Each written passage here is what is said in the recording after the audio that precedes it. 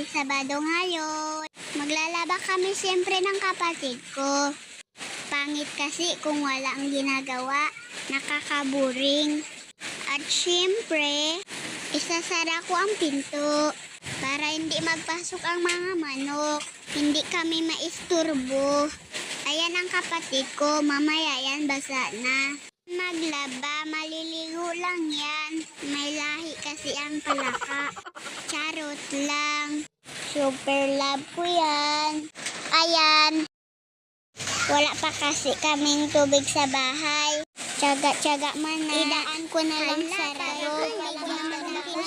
Parang gusto ko na magbato, parang mapanhi. Nag-ihi siguro ang nanay ko. Kayo di mga bata ha, kung arang-aral, mag-aral, magsipag din kayo. Tingnan mo sa akin, nag-aano ako. Tingnan mo nga, binilisan ko na, ayan, naka-ano na ako. Naka-shirt pa ako, ayan. Nag-iigib pa ako sa akin, mantik na ako madapa. Ayan, kalaki pa ng chinilas ko, guys. Dami ko naman talaga di ginagawa ngayon. Ang bigat-bigat talaga. Ganon talaga. Kailangan natin magsipag. Inutusan pa kami magpunta dun sa namin bundok. Sige lang kasing ulan dito.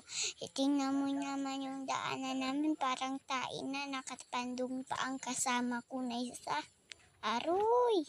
Palante. Ay, sobrang putik talaga. Gusto ko na umuwi kung pwede lang. Ang sarap mauwi. Sumama pa ang kapatid ko. Ayan, nahuli siya. Ayan pala, nakapabot na kami din siya. Parang may ugot-ugot na nyug. Ayan, dyan na kami sa iyo. Nyug. Ayan naman ang sinasabi ko sa inyo. Meron pala dyang mga parang palay din o parang damo-damo siya, guys.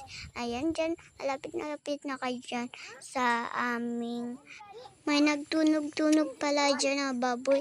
Nagpahinto man na kami dahil takot talaga ako sa baboy sa akin. Buti lang malapit na kami sa namin ang palay. Ayan din, pauwi na pala kami. Rinararo ko ang kapatid ko, guys. Ayan mo naman ang tsura mo. Ayan pala, gusto ko mag-akyat ng nyug. Gusto ko magkain ng nyug, guys. Ayan pala, nagayintay ang kapatid ko. Ayan, mga sumbero namin yun. Sa dala-dala ko kayo na. Ayan pala, bago nakinta kami, nagpalo-paloan kami, guys. Ayan po, hanggang dito lang po. Ayan po ang manok ko at magkatabi sila. Bye-bye!